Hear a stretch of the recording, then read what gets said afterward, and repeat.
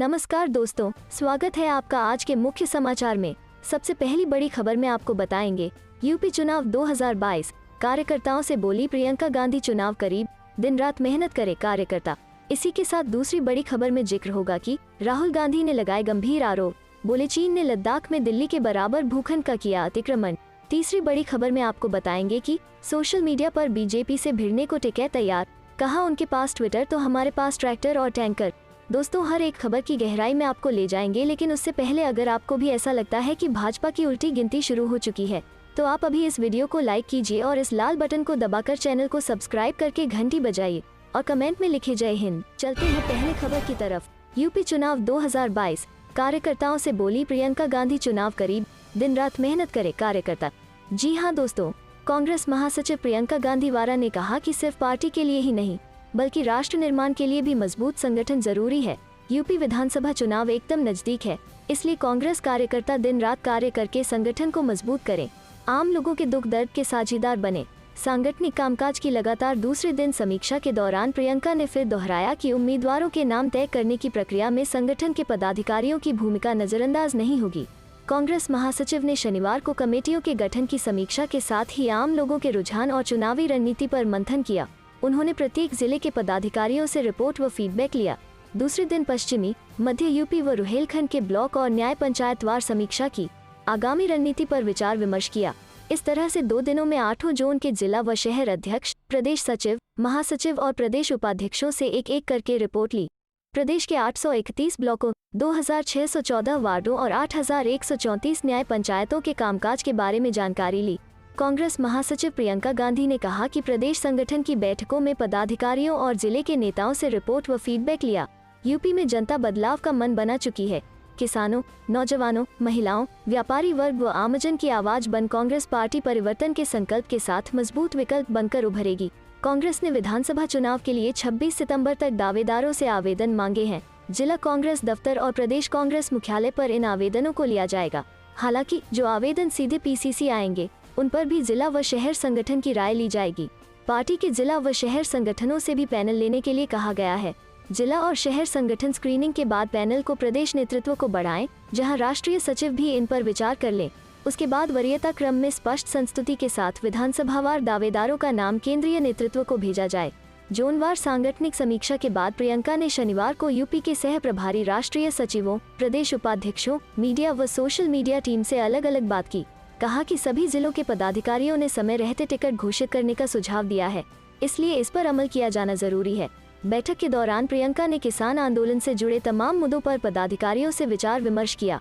कहा कि नए कृषि कानूनों से आम किसानों पर कुप्रभाव पड़ना तय है, इसलिए संकट के इस दौर में पूरी कांग्रेस पार्टी अन्नदाताओं के साथ खड़ी है। चलते हैं अगली खबर की तरफ। राहुल गांधी ने लगाए गंभीर आरोप, बोले चीन ने लद्दाख में दिल्ली के बराबर भूखंड का किया अतिक्रमण। जी हाँ दोस्तों, कांग्रेस नेता राहुल गांधी ने पार्टी की छात्र इकाई NSUI के सदस्यों से मुलाकात के दौरान आरोप लगाया कि चीन ने लद्दाख में राष्ट्रीय राजधानी दिल्ली जितने बड़े भूखंड का अतिक्रमण किया है। सूत्रों ने बताया कि बैठक को संबोधित कांग्रेस के पूर्व अध्यक्ष ने यह भी आरोप लगाया कि मीडिया भाजपा नीत सरकार की कार्रवाई पर चुप्पी साधे हुए है, जबकि कांग्रेस की नेतृत्व वाली संयुक्त प्रगतिशील गठबंधन सरकार की आलोचना करती रहती थी। सूत्रों ने कहा, राहुल गांधी ने भारतीय राष्ट्रीय छात्र संघ के नेताओं को संबोधित करते हुए कहा कि चीन ने लद्दाख में भारत की दिल्ली जितने बड़े भूखंड का अतिक्रमण कर लिया है। अगर संप्रग सरकार के दौरान ऐसा होता तो मीडिया इसका 24 घंटे आलोचना करती रहती। मीडिया ने कहा था कि संप्रग सरकार ने देश को बर्बाद कर दिया, लेकिन आज वही चुप है। सूत्रों ने बताया कि वर्ष 2008 के मुंबई हमले को याद करते हुए राहुल गांधी ने कहा, 26 सितंबर को हुए हमले के बाद मीडिया ने प्रधानमंत्री मनमोहन सिंह को बेकार करार दे दिया था, लेकिन पुलवामा हमले के बाद प्रधानमंत्री नरेंद्र मोदी को निर्भीक बताया गया। मीडिया उस दिन बेकार हो जाएगा जब हम सीधे लोगों तक पहुंचना शुरू कर देंगे। सूत्रों ने बताया कि राहुल इतने पर ही नहीं रुके, बल्कि मीडिया पर हमला करते हुए कहा, आजादी से पहले स्वतंत्रता आंदोलन के दौरान समाचार पत्र ब्रिटिश सरकार का समर्थन करते थे, जैसा कि आज की सरकार का कर रहे हैं। मीडिया का एक वर्ग उस समय महात्मा गांधी की लगातार आलोचना करता रहता था। चलते हैं अगली खबर की तरफ। सोशल मीडिया पर बीजेपी से भिड़ने को टिके तैयार, कहा उनके पास ट्विटर तो हमारे पास ट्रैक्टर और टैंकर। जी हाँ दोस्तों, भारतीय किसान यूनियन के राष्ट्रीय प्रवक्ता और किसान आंदोलन के प्रमुख नेता राकेश टिकैत ने रविवार को बांदा में कहा कि वो सोशल मीडिया में सरकार से हार रहे हैं। उनके पास ट्विटर है तो हमारे पास जवाब देने का हथियार ट्रैक्टर और टैंकर हैं। उन्होंने कहा कि युवा किसानों से सोशल मीडिया पर सक्रियता बढ़ाने को कहा गया है। हमीरपुर के मौदाहा में बुंदेलखंड की किसान महापंचायत में शिरकत करने सुबह ट्रेन से बांदा में उतरे राकेश टिकैत ने कहा कि वो इस चुनाव लड़ेंगे या नहीं आचार संहिता के बाद तय करेंगे, फिलहाल तो लड़ने का तय नहीं है। मीडिया से मुखातिब राकेश टिकैत ने राजनीति के सवाल पर कहा कि जो जिस रंग के चश्मे से देखेगा उसे वैसा ही दिखेगा। उनका भाजपा मकसद चुनाव है, इसलिए हमें भी चुनाव से जोड़ रहे हैं, लेकिन हमारा मकसद देश बचाना है, इसलिए यूपी ही नहीं पूरे देश में घूम रहे हैं। कुछ नारों को लेकर आई आपत्ति पर राकेश टिकैत ने कहा कि क्या सरकार बताएगी कि किसान कौन सा नारा लगाएं और कौन सी पूजा पद्धति अपनाएं? यह अधिकार तो उन्हें संविधान में मिला है। राकेश टिकैत ने कहा कि सरकार 3 कृषि कानून बनाकर रोटी को तिजोरी में बंद करने की कोशिश कर रही है। टिकैत ने कहा कि रोटी बाजार की चीज नहीं बल्कि सभी की जरूरत की चीज है। आरोप लगाया कि सरकार को बड़ी कंपनियां चला रहा है, सारे संसाधन औने पौने में उनको बेचे जा रहे हैं। उन्होंने कहा कि railway, airport, LIC, Bharat petroleum सब बेचने की तैयारी है, जिसका संयुक्त किसान मोर्चा विरोध कर रहा है। टिकैत ने कहा कि बेरोजगारी झेल रहे देश के करोड़ों नौजवानों को इस लड़ाई में आगे आना होगा, सामने आकर उन्हें इस लड़ाई में शामिल होना होगा। राकेश टिकैत ने बुंदेलखंड के लिए तमाम योजनाएं बचाई और कहा यह लागू कर दे तो पूरा क्षेत्र फिर सोने की चिड़िया बन जाए। उन्होंने कहा अफसरों और नेताओं ने केवल यहाँ की प्राकृतिक संपदा लूटी है, यहाँ के लिए कोई नहीं किया। उन्होंने कहा कि यहाँ का 80% पैसा यहीं लगा दिया जाए तो गरीब किसान खुशहाल हो जाए। बुंदेलखंड को ऑर्गेनिक स्टेट बनाकर इंटरनेशनल मार्केट तक पहुँचाया जाए। विलेज टूरिज्म पॉलिसी बने जिससे बुंदेलखंड को नेचुरल क्षेत्र का लाभ मिल सके। उन्होंने कहा कि अपना बुंदेलखंड, अपना रोजगार योजना बनाई जाए। चलते हैं अगली खबर की तरफ। क्यों करना पड़ रहा है बार बार नेतृत्व परिवर्तन? चुनाव जीतने के लिए मुख्यमंत्री बदलने से भी गुरेज नहीं। जी हाँ दोस्तों, विजय रूपानी जब गांधीनगर में पाटीदार समुदाय के एक शैक्षिकी परिसर के शिलान्यास समारोह में प्रधानमंत्री नरेंद्र मोदी के साथ थे तो किसी को अंदाजा नहीं था वे कुछ घंटे बाद इस्तीफा दे देंगे। इस कार्यक्रम में PM मोदी ने वर्चुअल संबोधन किया था। गुजरात में अगले साल होने वाले विधानसभा चुनाव से पहले राज्य में मुख्यमंत्री बदला जा रहा है। मुख्यमंत्री पद से विजय रूपानी के इस्तीफे के 4 नामों पर मंथन जारी है। बीते कुछ समय से गुजरात में नेतृत्व परिवर्तन की अटकलें लग रही थी। आखिर ऐसा क्या हुआ कि भाजपा को उत्तराखंड और कर्नाटक के बाद गुजरात में नेतृत्व परिवर्तन की जरूरत महसूस हुई? चुनाव जीतना पहला लक्ष्य भाजपा के एक वरिष्ठ नेता ने नाम नहीं लिखे जाने की शर्त पर बताया। देखिए, किसी भी राजनीतिक दल का पहला लक्ष्य होता है चुनाव जीतना और चुनाव जीतने के लिए सर्वसहमति के नेतृत्व की बड़ी शर्त होती है। यदि नेतृत्व संतोषजनक नहीं है या किसी भी तरह की सत्ता विरोधी लहर देखी जाती है तो आलाकमान को यह देखना ही पड़ता है कि चुनाव जीतने के लिए क्या किया जा सकता है। कहीं न कहीं रूपानी पर अच्छा प्रदर्शन करने का दबाव था। साथ ही पार्टी चाहती है कि कोई ऐसा मुख्यमंत्री बने जो शीर्ष नेतृत्व की आशाओं और उम्मीद के अनुरूप काम कर, जिससे लोग रूपानी सरकार के कामकाज के बजाय नए मुख्यमंत्री के कामकाज का आकलन करें और उसी नाम पर चुनाव लड़ा जाए। चलते हैं अगली खबर की तरफ। 403 सीटों पर लड़ने का ऐलान करने के एक दिन बाद ही शिवसेना का यूटर्न। राउत बोले 100 सीटों पर उतारेंगे उम्मीदवार। जी हाँ दोस्तों, महाराष्ट्र की राजनीति में 25 सालों तक भाजपा की दोस्त रही शिवसेना ने अगले साल होने वाले उत्तर प्रदेश विधानसभा चुनाव लड़ने का ऐलान किया है। हालांकि शिवसेना कितनी सीटों पर चुनाव लड़ेगी इसे लेकर उहापोह की स्थिति बन गई है। एक ओर जहां शिवसेना की उत्तर प्रदेश की कार्यकारिणी की बैठक में यह फैसला लिया गया कि पार्टी यूपी की सभी सीटों पर चुनाव लड़ेगी, वहीं दूसरी ओर शिवसेना सांसद और प्रवक्ता संजय राउत ने कहा है कि पार्टी महज 100 सीटों पर ही चुनाव लड़ेगी। शिवसेना सांसद संजय राउत ने समाचार एजेंसी ANI से बातचीत में कहा कि हम उत्तर प्रदेश की कुल 403 सीटों में से करीब 100 सीटों पर चुनाव लड़ेंगे। वहीं गोवा में हम 20 सीटों पर चुनाव लड़ेंगे और गठबंधन भी कर सकते हैं। गुजरात में विजय रूपानी के इस्तीफे पर जब उनसे पूछा गया तो राउत ने कहा कि यह उनका आंतरिक मामला है। शिवसेना सांसद संजय राउत की यह टिप्पणी ऐसे वक्त में आई है जबकि एक दिन पहले ही शिवसेना की यूपी विंग ने सभी सीटों पर चुनाव लड़ने का ऐलान किया था। शिवसेना प्रदेश कार्यालय की ओर से जारी बयान में कहा गया था कि पार्टी सभी 403 सीटों पर अपने उम्मीदवार उतारेगी। अब ऐसे में सवाल उठता है कि शिवसेना आखिरकार फाइनली कितनी सीटों पर अपने उम्मीदवार उतारेगी। यूपी में जंगलराज बताते हुए पार्टी ने कहा था कि शिवसेना सभी सीटों पर प्रत्याशी उतारकर बीजेपी को सभी सीटों पर सबक सिखाएगी। पार्टी ने सभी विधानसभाओं में संगठन को मजबूत करने के लिए कोऑर्डिनेटर नियुक्त करने की बात कही है। पार्टी की ओर से जारी बयान में कहा गया है कि जल्द ही महाराष्ट्र के मुख्यमंत्री उद्धव ठाकरे को चुनाव और संगठन की रिपोर्ट सौंपी जाएगी। इतना ही नहीं, पार्टी ने यह भी कहा है कि यूपी में शिवसेना का किसी पार्टी के साथ गठबंधन भी हो सकते हैं। बता दें कि अगले साल यूपी में विधानसभा चुनाव होने हैं।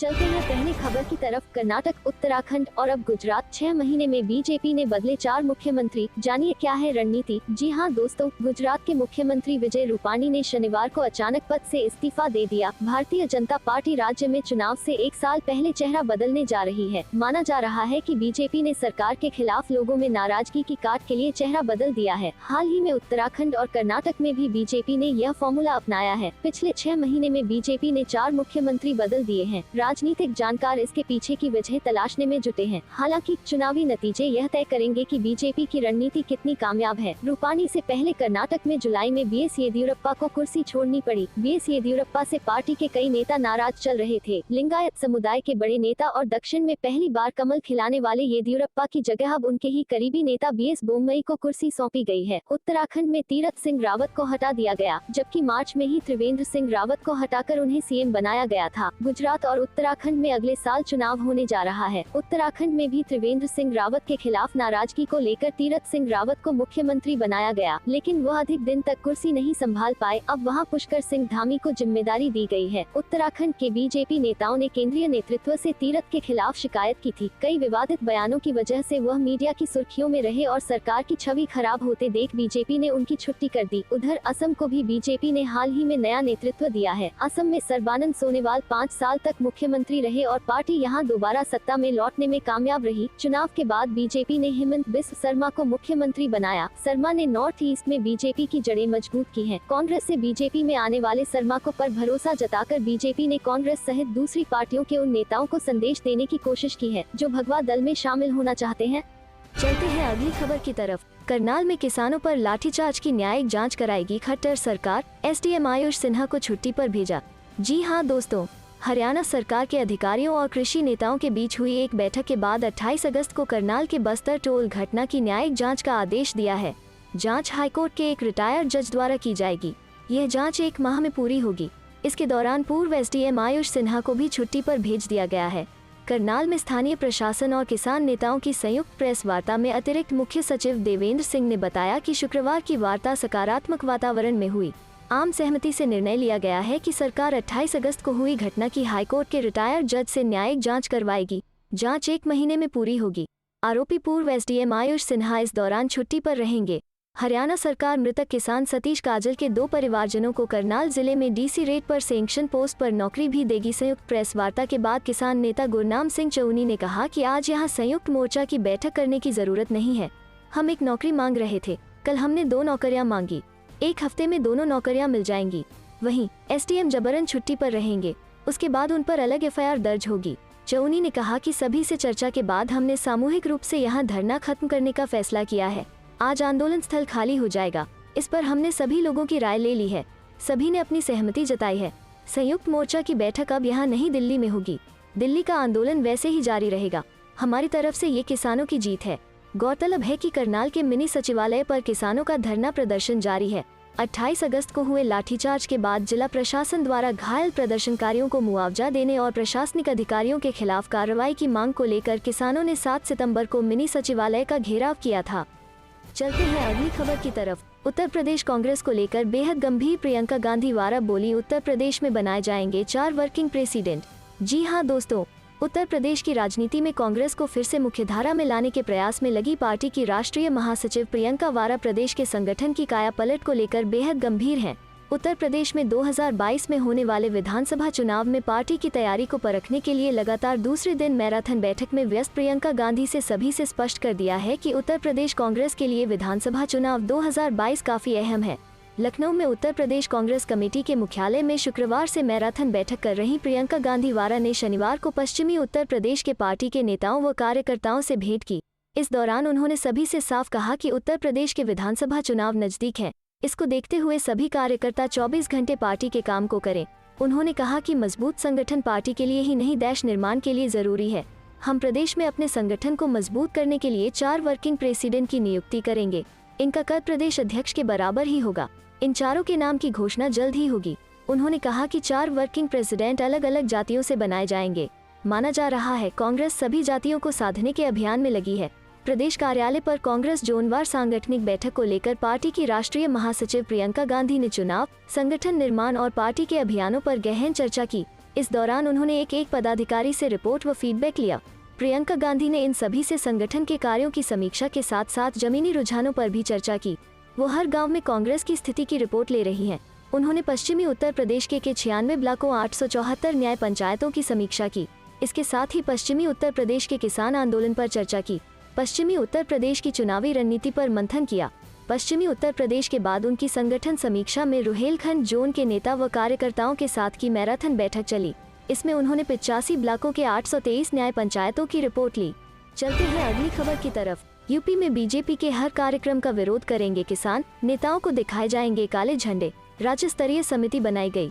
जी हां दोस्तों, किसानों ने ऐलान किया है कि वे उत्तर प्रदेश में बीजेपी के हर कार्यक्रम का विरोध करेंगे। जिले से लेकर गांव तक बीजेपी नेताओं को काले झंडे दिखाए जाएंगे और उनके कार्यक्रम रोकने के लिए अभियान चलाया जाएगा। यह ऐलान लखनऊ में हुई किसानों की बैठक के बाद किया गया है। बैठक में उत्तर प्रदेश के लिए संयुक्त किसान मोर्चा की राज्य इकाई के गठन की भी घोषणा की गई है। इस इकाई में किसानों के कुल 85 संगठनों में से एक सदस्य लेकर 85 सदस्यीय समिति भी बनाई गई है। उत्तर प्रदेश की राजधानी लखनऊ में 2 दिन चली संयुक्त किसान मोर्चा निर्माण समिति की बैठक में ये सारे फैसले लिए गए। इन फैसलों की जानकारी के लिए लखनऊ प्रेस क्लब में ही प्रेस वार्ता में किसान नेता दर्शनपाल सिंह, हरराम सिंह वर्मा आदि ने बताया कि राज्य स्तरीय समिति में 3 कोऑर्डिनेटर बनाए गए हैं जो सभी सदस्यों से समन्वय कर आगे की रूपरेखा पर विमर्श करेंगे। उन्होंने बताया कि राज्य समिति की अब 17 सितंबर को बैठक होगी। इसमें 27 सितंबर को प्रस्तावित भारत बंद की तैयारियों पर विमर्श किया जाएगा। उन्होंने कहा कि यह समिति आगे जिला स्तरीय समितियों का गठन करेगी जो गांव-गांव गली-गली जाकर अभियान चलाएगी। मिशन उत्तर प्रदेश के तहत यह समिति काम करेगी। किसान नेताओं ने बताया कि आंदोलन की रूपरेखा मुख्य रूप से 3 बिंदुओं पर तय की जाएगी। इनमें कृषि कानूनों का विरोध, किसानों की मांगों को पूरा न करने वाली राजनीतिक पार्टी का विरोध और टोल वसूली का विरोध करना मुख्य रहेगा। इसके अलावा स्थानीय मुद्दों को भी इस आंदोलन में जोड़ा जाएगा। समिति ने कहा कि इस आंदोलन को उत्तराखंड में भी इसी तरह जोर शोर से चलाया जाएगा। चलते हैं अगली खबर की तरफ। उत्तर प्रदेश की सभी सीटों पर विधानसभा चुनाव लड़ेगी शिवसेना, कहा कानून व्यवस्था पूरी तरह फेल। जी हां दोस्तों, यूपी विधानसभा चुनाव में शिवसेना प्रदेश की सभी 403 सीटों पर चुनाव लड़ेगी। संगठन की प्रांतीय कार्यकारिणी की बैठक में यह निर्णय लिया गया। बैठक में शिवसेना ने आरोप लगाया कि भाजपा सरकार के शासन में कानून व्यवस्था पूरी तरह फेल हो गई है और बहन बेटियां सुरक्षित नहीं है। दारुशवा में हुई बैठक में प्रदेश प्रमुख ठाकुर अनिल सिंह ने कहा कि यूपी में सरकार ब्राह्मणों के साथ अच्छा व्यवहार नहीं कर रही है। उन्होंने कहा कि प्रदेश में चिकित्सा और शिक्षा व्यवस्था ही हालत भी खराब है।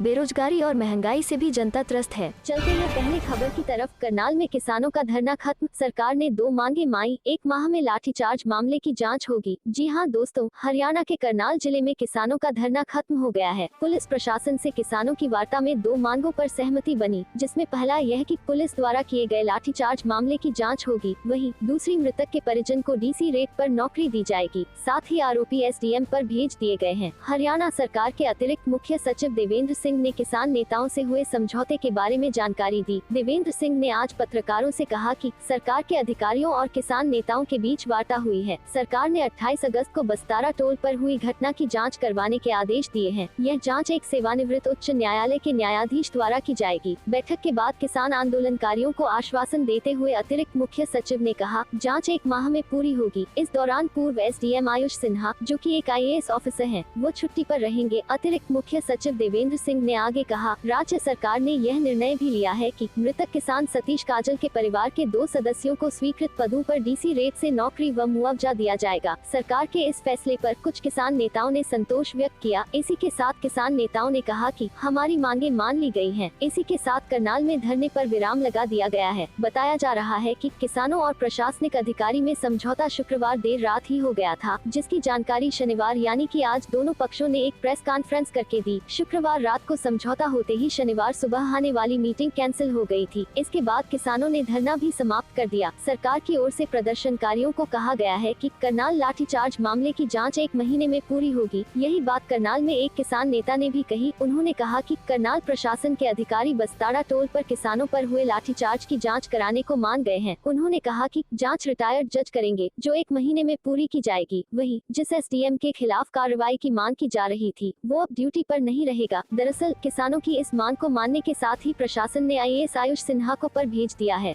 चलते हैं अगली खबर की तरफ। किसानों का 27 सितंबर को भारत बंद का ऐलान, कृषि कानूनों को लेकर सरकार को घेरने की तैयारी। जी हां दोस्तों, किसान आंदोलन अब कई महीने पुराना हो गया है। मांगे वही हैं, तीनों कृषि कानूनों का वापस होना। कई मौकों पर सरकार से बातचीत हुई लेकिन कोई नतीजा नहीं निकला। सड़क पर विरोध प्रदर्शन को भी तेज किया गया लेकिन सरकार नहीं झुकी। अब एक बार फिर किसान सरकार को घेरने की तैयारी कर रहे हैं। 27 सितंबर को भारत बंद का ऐलान किया गया है।